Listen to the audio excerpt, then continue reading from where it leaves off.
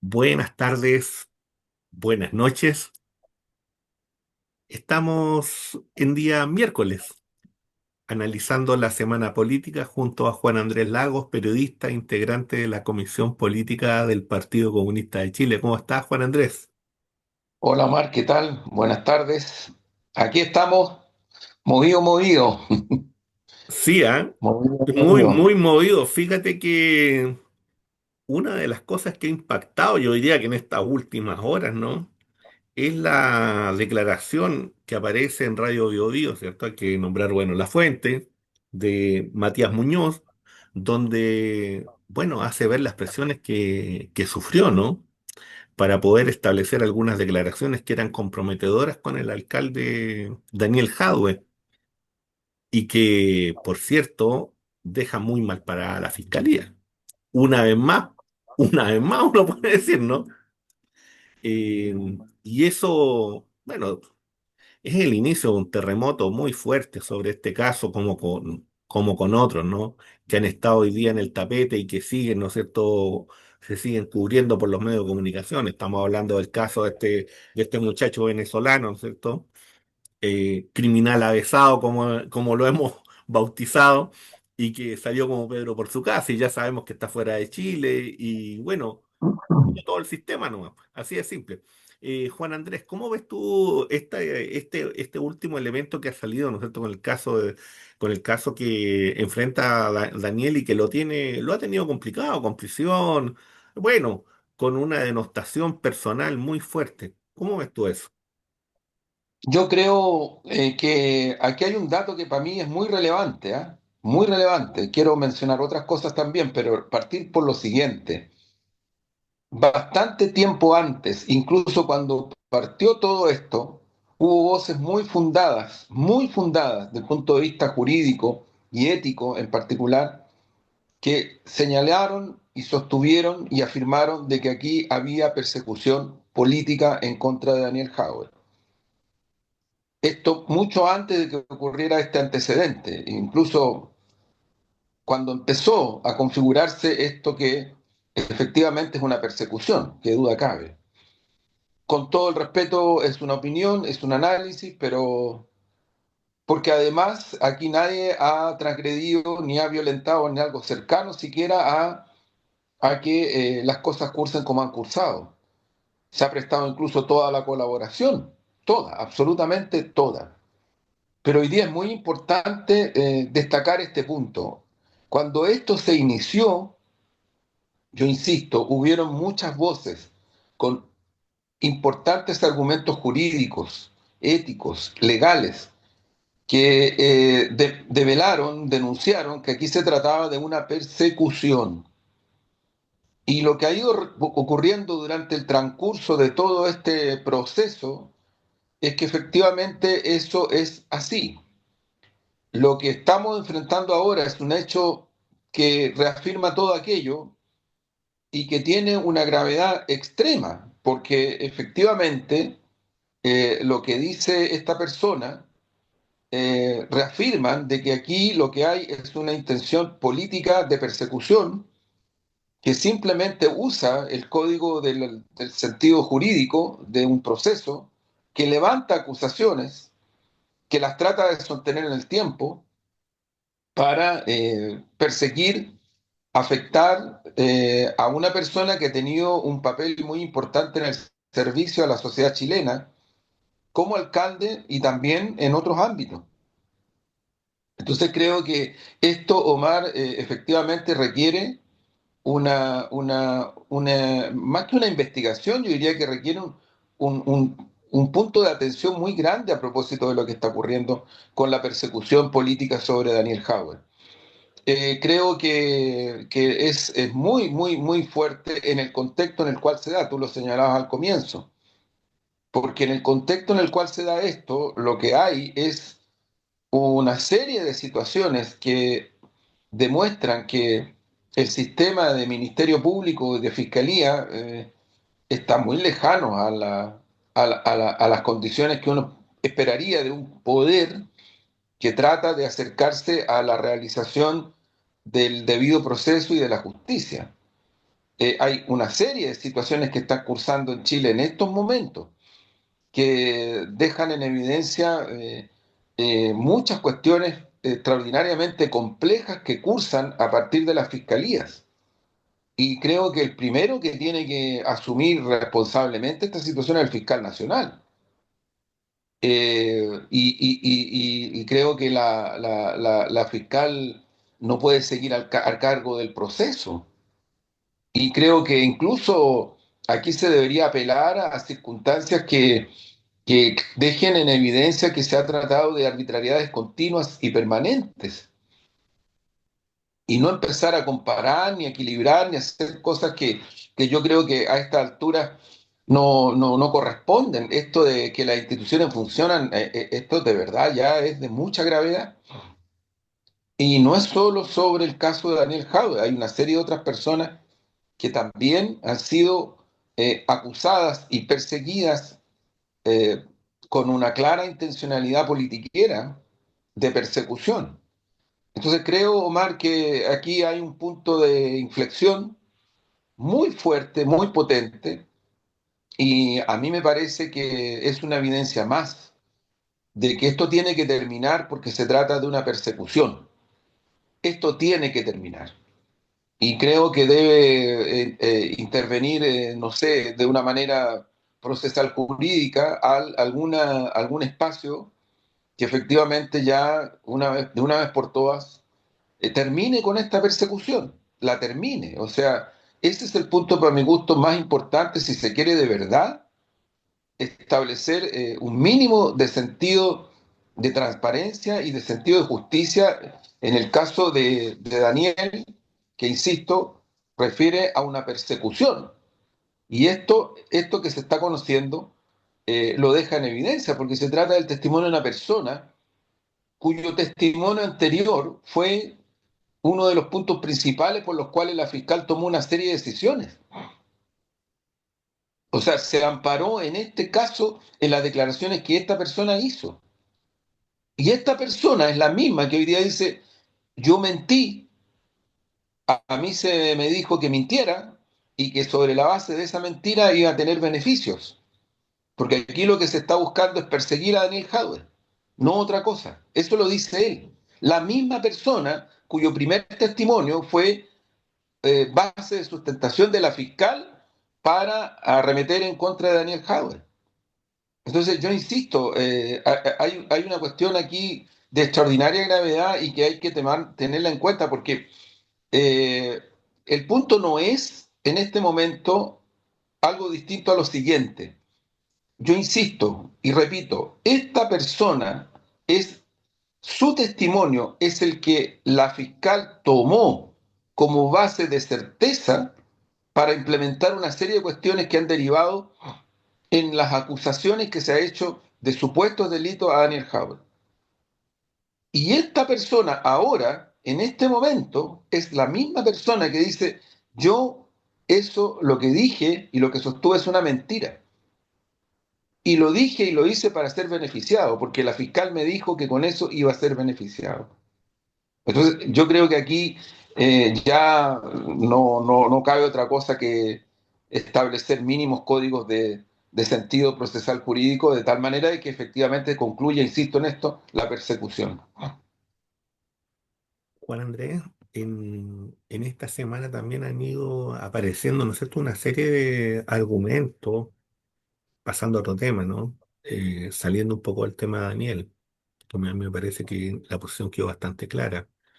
Em, Sobre el mundo militar, principalmente, ¿no es cierto?, en la cuestión narcotráfico, pero también en otro tipo de temas, ¿no? Hay artículos que aparecieron en el Libero y en otros lugares en donde en el fondo afrontan cuáles son los problemas que no solamente este tema suscitaría, sino que también, ¿no es cierto?, en la perspectiva de la seguridad nacional, en la perspectiva de una serie de elementos que tienen que ver, ¿no es cierto?, con la disposición económica también. ¿Cómo tú ves esta discusión que ha ido apareciendo, ¿no es cierto?, donde pareciera como que se quiere bajar el piso, así lo leo yo, al tema central, ¿no es cierto?, que es esta penetración por parte del mundo del narcotráfico en espacios delicados del Estado, donde eso sí, parece que sí ocurre, pero lo importante es otra cosa. Yo lo siento como así, ¿no?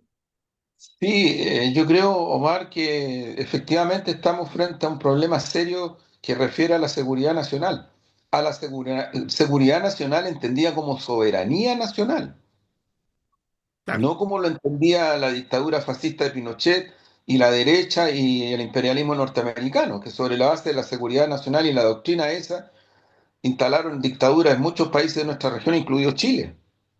Promovieron golpes de Estado. No estamos hablando de eso. Estamos hablando de la seguridad nacional desde el punto de vista de la soberanía nacional y de la democracia y del Estado de Derecho. Porque qué duda cabe que los antecedentes que hay que han sido develados, lo que demuestran es que el crimen organizado y el narcotráfico en Chile ya entraron a las Fuerzas Armadas, pues están en las Fuerzas Armadas. Ahora, si alguien dice es un caso aislado, son hechos aislados, bueno, ojalá fuera así, pero eso es ya motivo de investigación. Y es motivo de investigación porque no es tan simple hablar de casos aislados cuando tú refieres a aviones de la Fuerza Aérea, que son aviones bastante grandes a propósito, que funcionan y funcionan en una base aérea extraordinariamente significativa en Chile, que funcionan de manera muy significativa, y por otro lado, en el caso de un regimiento, en donde también salieron salieron paquetes de drogas, que es un regimiento en donde funciona, lo decíamos la otra vez, ni más ni menos que los tanques Leopard. Entonces, yo creo que disminuirle la gravedad que tienen estas circunstancias no ayuda a la seguridad nacional. Para nada, al contrario, no ayudan a la soberanía nacional, no ayudan al Estado de Derecho. Y efectivamente yo ahí comparto la mirada en el sentido de que el tema que refiere a la intervención del narco y del crimen organizado al interior de las Mm, Fuerzas Armadas de nuestro país y policiales también, porque hay varios casos, sí. está extendido en toda la sociedad chilena. O sea, ¿cómo si no se explica que la PDI en una investigación que yo saludo y felicito, ¿no? Porque son investigaciones largas, son investigaciones difíciles, complejas, y eso lamentablemente a veces los medios no lo informan, los medios espectacularizan, pero no explican lo que significa una investigación de esa dimensión, pero que develó que hay ni más ni menos que más de 200 cuentas bancarias de bancos, ¿no? En donde operaba el narcotráfico, el lavado de dinero, la ruta del dinero, en fin, todo aquello, y más de 50 personas por ahora detenidas, la mayoría extranjeros que viven en Chile de manera legal, no andaban arrancando, estaban viviendo aquí de manera legal. Entonces, si eso no es una infiltración al Estado, eso no es una infiltración al sistema financiero, al sistema privado, al sistema público, no sé de qué estamos hablando. Francamente, no sé de qué estamos hablando. Y yo creo que esto, Omar, se profundiza con el asesinato de niñas, Ujú. una de 7 años, la Sí. otra de 13 años. Ahora, en las últimas horas, si no me equivoco, hay otro caso de otro joven también.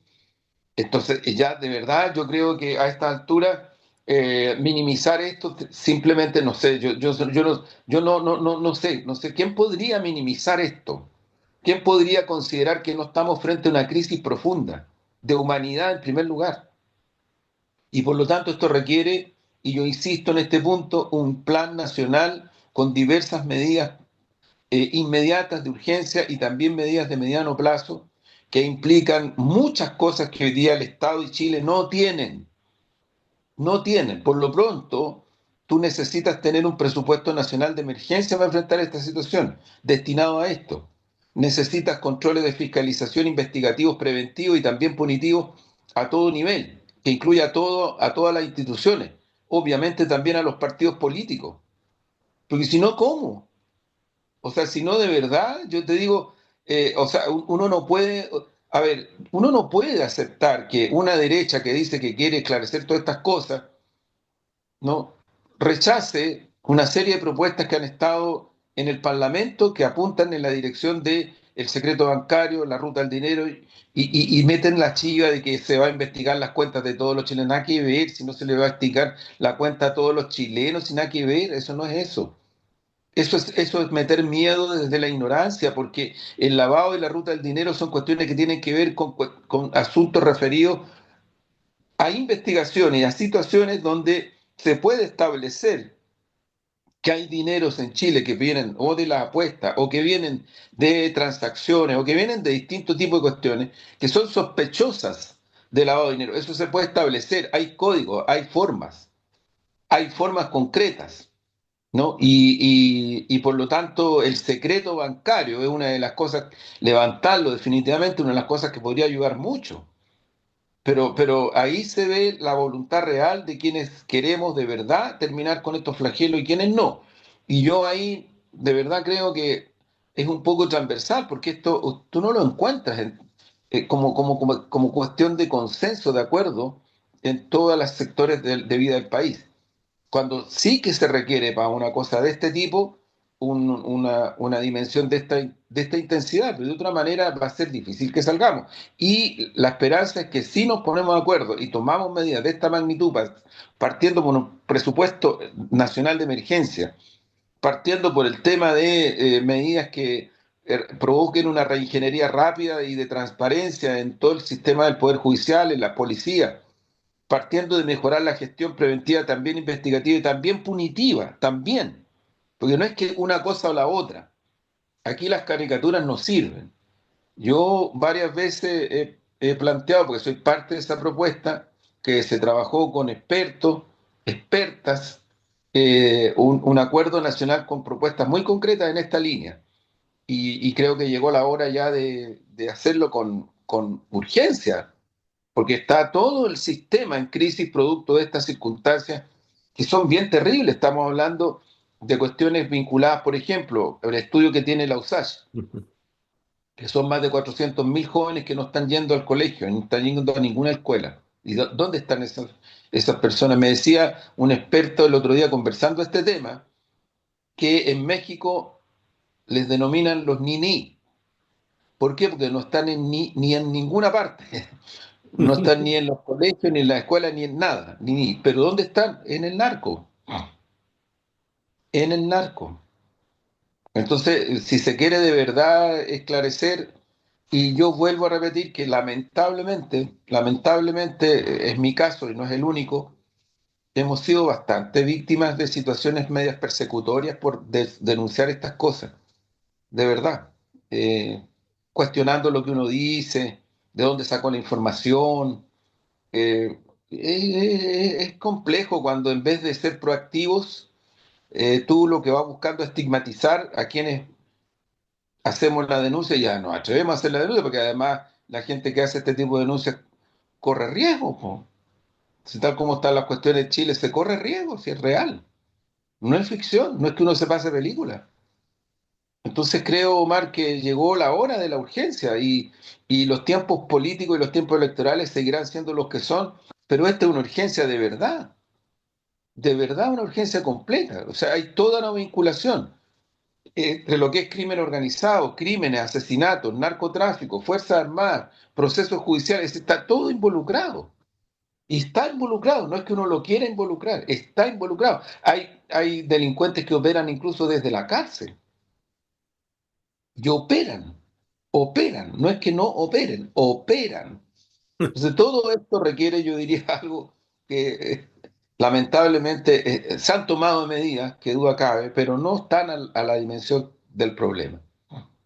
Sí, fíjate que yo creo que en eso al Estado le falta mucho, mucho control todavía, mucha aplicación de sistemas más modernos, incluyendo la inteligencia artificial, bueno, y una serie de elementos que hay ahí, ¿no? Que podrían Sin duda. aplicarse y que podrían mejorar los sistemas de seguridad, el sistema, ¿no es cierto?, que significa de tener una información detallada y diversas cosas. O sea, yo creo que en eso estamos muy, muy atrasados. Tal vez por temores y otro tipo de cuestiones también. Tal vez también porque hay un interés de que sea así. O sea, pues uno no puede, a esta altura uno no puede descartar nada. No, no, no se No puede puede. descartar ¿Cómo nada, puede ser? porque fíjate que para mí, como uno como ciudadano común, cuando lee esto, cuando escucha esto, en el fondo la pregunta es, bueno, ¿y quién hoy día o quiénes son los llamados o los que pueden venir y empezar un proceso de depuración? ¿Quiénes son los que pueden empezar ese proceso de depuración? Si es un trabajo en conjunto, ¿cómo?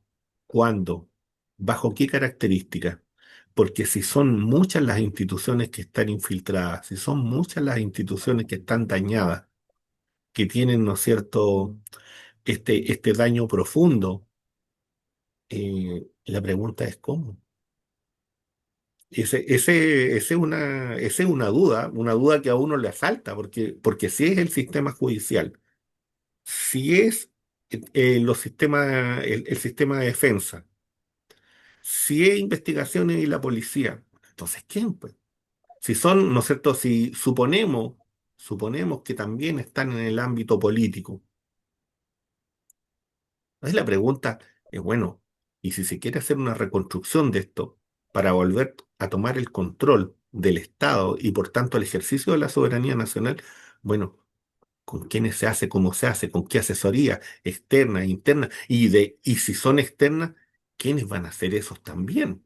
Porque uno también tiene derecho a preguntarse quiénes son, bajo qué intereses, cuánto cobran. O sea, son cuestiones que están sobre la mesa, ¿no? Y me imagino que hay gente que está preguntándose eso y viendo cómo se resuelve. Pero yo creo que esos son los elementos que están ahí muy fuertes, muy duros. Fíjate, Juan Andrés, que en Chile hubo un encuentro internacional ahora hace poquito. Llegaron algunos presidentes, ¿no es cierto? Presidente de España, eh, Brasil, Colombia, Uruguay. Lo que se llamó una especie, ¿no es cierto?, de un mini encuentro, ¿no es cierto?, de sectores progresistas, a propósito del peligro de la derecha, hubo algunos encuentros, algunos foros.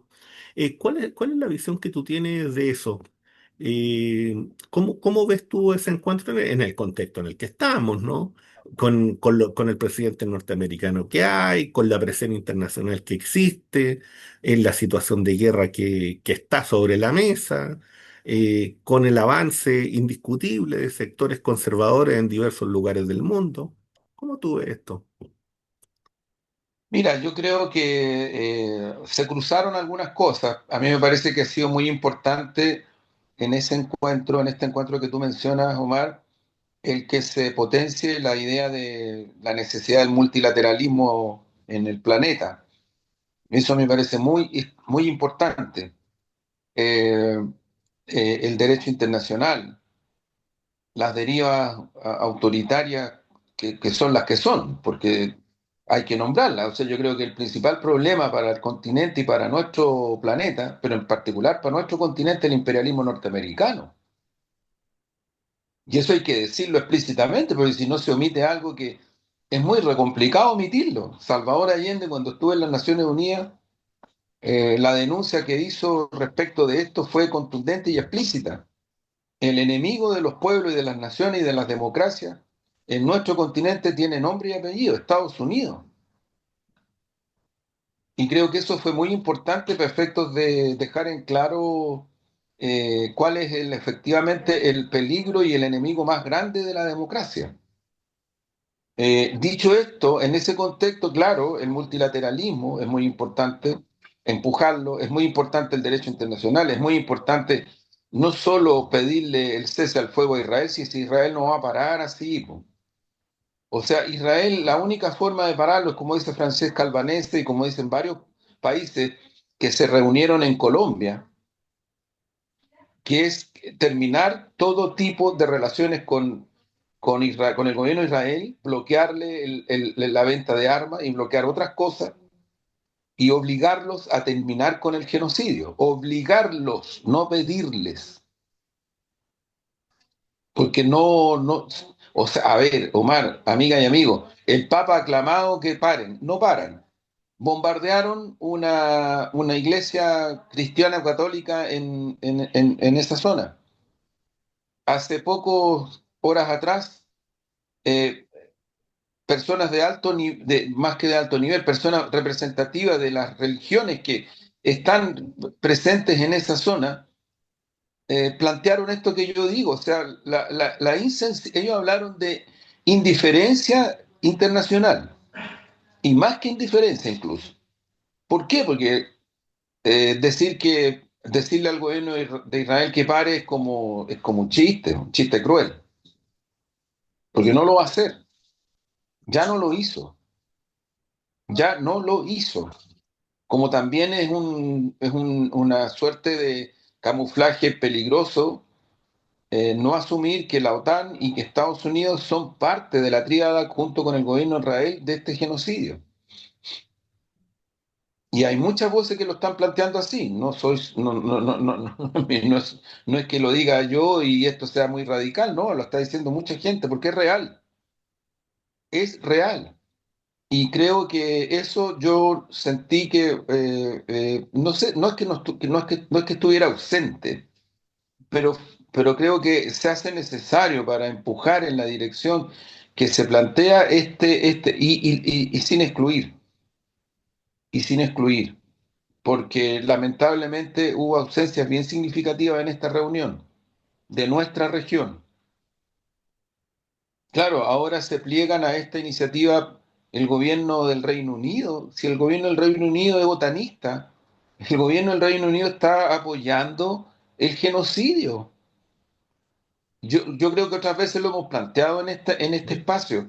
sí. Lo que está ocurriendo con los gobiernos europeos es que producto de las movilizaciones y las protestas cada vez más multitudinarias que se están produciendo en Europa, en las calles, ya hay sindicatos en Grecia, sindicatos en Bélgica, sindicatos en Francia, sindicatos en España, que están tomando la iniciativa, y ojalá ocurriera también aquí, de bloquear el envío de armamento y otras cosas a Israel. En Estados Unidos hay manifestaciones muy fuertes en distintas ciudades, lo hemos dicho otras veces. Yo creo que eso es lo que ha hecho que los gobiernos europeos de alguna manera traten de hacerse los humanitarios. Pero es que insisto en este punto, no lo digo yo, lo dice el Papa, lo dice Francesca Albanese, lo dicen las autoridades religiosas que el otro día acusaron de indiferencia a la comunidad internacional y especialmente a los países que tienen poder cuando ellos visitaron y les dijeron esto, cuando visitaron, estuvieron ahí en la iglesia que fue bombardeada por la fuerza militar israelí. Siguen matando niñas y niños, siguen masacrando cuerpos infantiles.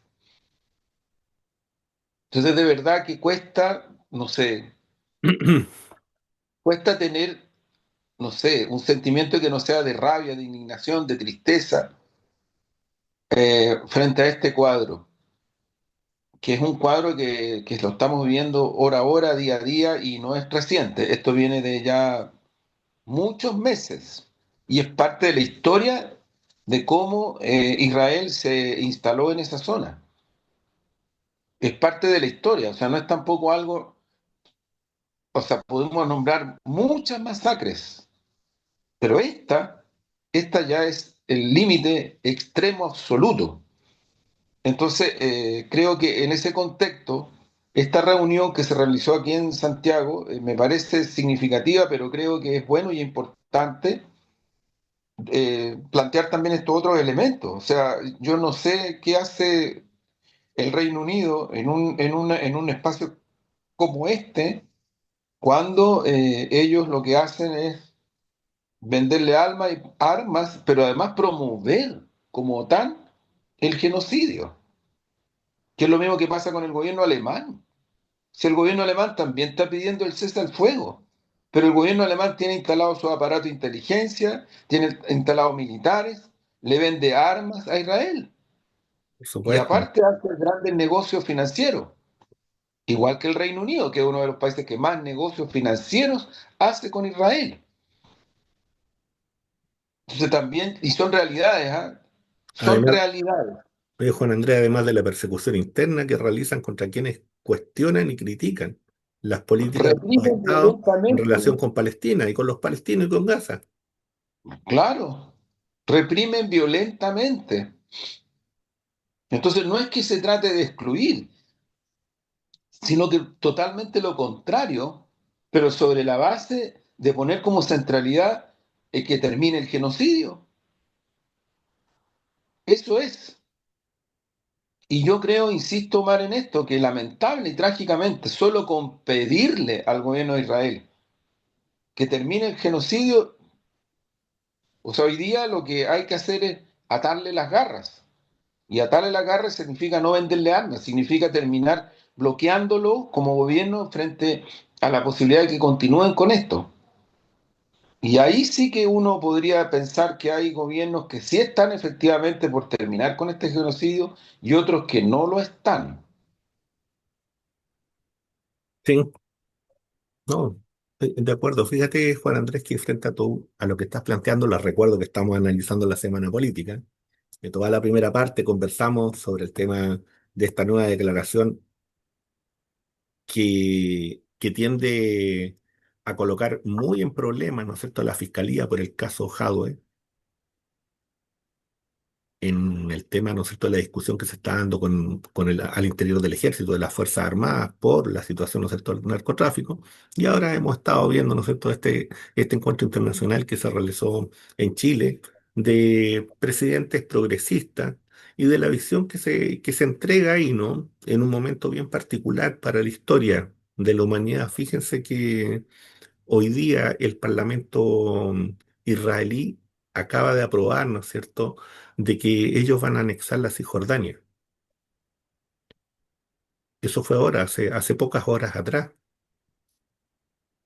Hace un par de días atrás, el gobierno norteamericano decide, ¿no es cierto?, salir de la UNESCO. Y una de las razones principales para salir de la UNESCO era la posición de la UNESCO frente al tema palestino y por el reconocimiento del Estado palestino. Una de las principales razones para su salida de la UNESCO, con todo lo que eso significa y con todo lo que eso implica desde el punto de vista cultural, de los apoyos y todo ese tipo de cosas que están ahí, ¿no? Las organizaciones que están vinculadas. Fíjate que hoy día hubo una tercera ronda de negociación en Turquía entre la Federación Rusa y los ucranianos. Llegaron a algunos mínimos acuerdos. Esos mínimos acuerdos no tienen que ver necesariamente, ¿no es cierto?, con llegar a un alto al fuego y con la paz. Eso es más difícil, es bastante más complejo. Pero el intercambio de prisioneros, el intercambio de muertos, incluso la posibilidad de pequeños altos, esas son las cosas que están hoy día sobre la mesa, sabiendo y teniendo en consideración que hay una distancia tremenda en las dos posturas, de lo que cada uno pretende, desde el punto de vista estratégico, desde el punto de vista, ¿no es cierto?, de su concepción. Eso hoy día está ahí. Pensemos que esto se da en en un contexto también de, más que una advertencia, ¿no es cierto?, de una propuesta del presidente Trump de estos 50 días. Acá, desde Chile, desde la prensa tan occidental, se cree, ¿no es cierto?, que tiene la posibilidad de amenazar. La verdad es que cuando uno observa lo que está ocurriendo en el campo de batalla, los avances sistemáticos del ejército ruso, los golpes tremendos que se están recibiendo de parte de la retaguardia en cuanto a la acumulación de suministros, armas y todo ese tipo de cosas, en realidad, si uno lo plantea así, está bien, tienen todo el derecho a hacerlo, pero el conflicto va a tener, tiene su propio ritmo, y ese ritmo, lamentablemente, para Ucrania hoy día y para la OTAN, que andan sufriendo y llorando por los rincones, bueno, el ritmo está puesto por el ejército ruso, les guste o no. Ese es el dato duro de realidad.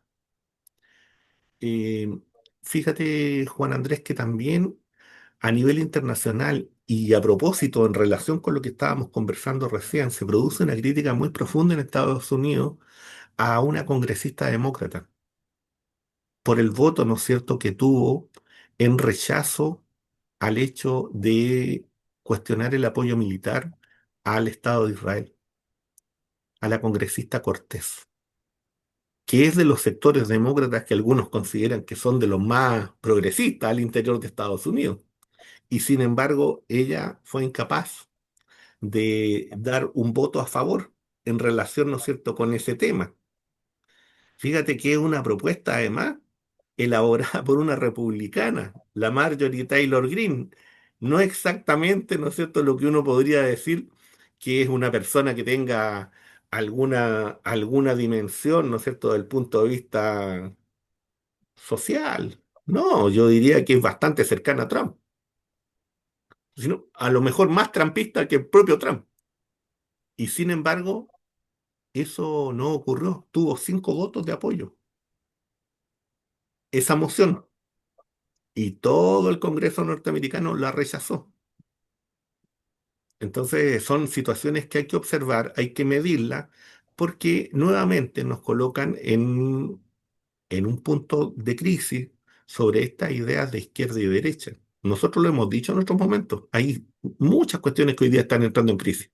Organismos internacionales, fronteras, bueno, también esos conceptos, a partir del hecho, ¿no es cierto?, de esta noción de soberanista y globalista, de quienes están dispuestos a ir a una guerra y quienes no quieren ir a una guerra internacional de características, ¿no es cierto?, que pueden ser absolutamente destructivas y que pueden colocar el fin de la humanidad también. Si eso también está ahí, no significa que vaya a ser, pero es una posibilidad porque los que están hoy día en conflicto son potencias nucleares. Si eso es. Juan Andrés. Sí, solo agregar algunas cosas nomás. Ujú, Eh, yo creo que efectivamente en el campo de batalla, por decirlo así, esta guerra de la OTAN y de Estados Unidos contra la Federación Rusa en territorio ucraniano, desde el punto de vista del campo de batalla y militar, efectivamente, ujú. eh, está dando el resultado que está dando. Y yo insisto, esta es una guerra declarada por la OTAN y por Estados Unidos contra la Federación Rusa en territorio ucraniano. Y esa es la realidad. Y el resultado hasta ahora, lamentable y trágicamente, es el que es. Hay protestas al interior de Ucrania, hay Sí, protestas sociales y políticas de la ciudadanía en estos días por dos razones. Una, porque están denunciando la corrupción del gobierno de Zelensky y el propio Zelensky, la corrupción a niveles mayúsculos, y por otro lado, las medidas eh, represivas para llevar a la ciudadanía más joven de Ucrania al campo de batalla. Entonces, no es que en Ucrania las cosas sean como alguien las quiere poner, que poco menos que la ciudadanía ucraniana está detrás de su presidente, su libertario presidente y cosas por el estilo. No es así. No es así. Hay mucho, mucho descontento y mucha protesta. Y ojalá que se escuchara en el campo capitalista occidental este tipo de cosas, porque a veces no solo no se escuchan, sino que se desconocen, se les niegan como hechos de realidad. Creo que lo que tú señalabas desde el punto de vista del Parlamento norteamericano, mira, a mí me hace sentido en cuanto a que, por ejemplo, el gobierno español, lo decíamos recién, es un gobierno que legitima las peores medidas y acciones en contra del pueblo saharaui, pero porque son medidas represivas, son medidas de aniquilamiento, de subordinación. Y también el gobierno español es uno de los gobiernos que le vende armas a Israel. Y que incluso yo creo que eso se está terminando, pero que en algún momento, años atrás, eh, instaló armamento en Colombia a través de la OTAN, armamento de guerra. Entonces, creo yo que hay que mirar con más atención estos componentes de lo que son las posiciones, porque lo que está claro, de mi punto de vista, es que hoy día no hay ni un espacio para terceras vías ni alternativas que además no son reales, porque en el fondo yo no estoy con ningún bloque, y si no se trata de eso, si los BRICS no son un bloque, Los BRICS no son un bloque. No es la Unión Soviética, no es el campo socialista, no tiene nada que ver con eso. Pero nada que ver. O sea, en los BRICS está la India, está China, está Rusia, está Vietnam, está Cuba, está Bolivia, está Brasil. Y probablemente se va a incorporar muy luego México. Y ojalá que Brasil termine con el veto a Venezuela, que no tiene ningún sentido desde mi punto de vista.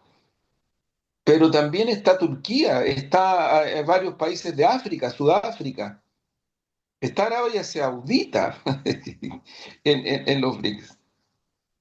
Entonces yo lo que creo es que sobre la base de caricaturas se trata de generar una cierta posición para justificar esto de que no estamos con ningún bloque. ¿No? Si aquí no es así, o de verdad se está por terminar con este abuso, esta prepotencia imperialista y reponer el derecho internacional y reponer la paz y reponer el diálogo y reconocimiento de la asimetría entre países, eso, para mi gusto hoy día, es impulsar y respaldar los BRICS. Eso, no es otra cosa. Y creo que en ese sentido las posiciones son las que son, por lo tanto, no hay por dónde perderse del punto de vista. Otra cosa es lo que se diga, lo que se argumente, pero, o sea, cuando el embajador de Ucrania en Chile dice que a él le preocuparía mucho si Chile entra a los BRICS, nos está diciendo en nuestra cara, po. El embajador de Ucrania en Chile.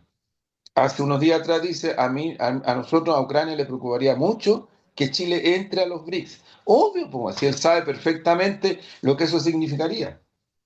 Por lo tanto, creo que ahí estamos frente a una disyuntiva que, desde el punto de vista de la urgencia, desde el punto de vista de las posibilidades, desde el punto de vista de la paz, del derecho internacional, de terminar con focos de guerra, es hoy día el camino a seguir y que de verdad tiene urgencia. Yo ahí me quedo, Omar. Sí, fíjate, Juan Andrés, para cerrar este tema y ya ir despidiéndonos. Eh, sí, fíjate que es curioso cómo en la prensa chilena aparecen artículos llamando, ¿no es cierto?, a que chilenos jóvenes vayan y se integren al ejército ucraniano. Es una cosa que es brutal.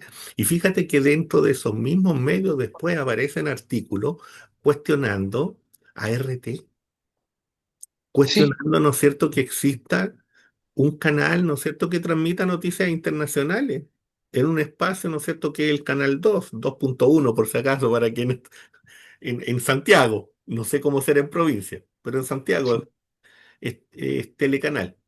Entonces, es bien curioso eso, ese doble estándar de cómo se aplica y de cómo se sí, ocupa. Y de cómo se mira, ocupa, sobre todo pensando en gente joven chilena que tiene, que puede sin hacer un gran duda. aporte acá, que son necesarios acá para que vayan a ir a combatir allá a bien lejos, a la No, la Conchinchina, guerra además, como se además, decía como antiguamente. el Papa Francisco lo decía, una guerra injusta, arbitraria. Claro, claro. Bueno, pero mira, yo lo hemos comentado otra vez, Omar. Estuve el otro día conversando con una amiga, colega, que es corresponsal de guerra en rusa, en Donbass, Mm, y está muy dispuesta a que hagamos un programa con ella. ujú, Así que se los podemos anunciar a nuestras amigas y amigos que probablemente en los próximos días, en fin, próxima semana haremos algo. Creo que también podemos invitar a Florencia Lagos como sí, analista, sí, que nos pueden dar una visión muy interesante, así como en algún momento tuvimos también a Susana Yacaman, que nos ilustró claro. mucho sobre el tema, la situación palestina, su historia, en fin. Así que por ahí van los aportes que podemos hacer. Bueno, para ir cerrando, como siempre, ¿no es cierto?, con algún textito, ya sea poético o de otro corte, un poema que se llama Bonsai. Este poema es del año 2014. Entonces son poemas que no han sido publicados todavía. En algún momento vamos a ver cómo lo hacemos. ¿Y si Confucio sintiera pena por los griegos? ¿Y si las vueltas de la vida se transformaran en rectas, espirales, pozos sin fondo? cuadros abstractos o llaves desprovistas de una noble puerta. Y si los griegos se asfixiaran con el aire zen, y si tuvieran una extraña obsesión por coleccionar araucarias en un jardín secreto, y si además sufrieran el delirio por dominar el arte del bonsái, tal vez entendería esa disposición por encerrarse en una grata jaula prototipo hámster, girando su carrusel finito, aperado de semilla y agua. A veces Nos parece que quedamos, estamos, nos, nos quedamos con esa reflexión, Omar. Muchas gracias. Nos sí, quedamos. a veces parece que Hace estamos en un falta, carrusel, ¿ah? Dando hace vueltas a falta, sí mismo. hace falta. Sí, Que estén bien. muy Chao, chao. bien. Chao, chao. Nos vemos. Chao.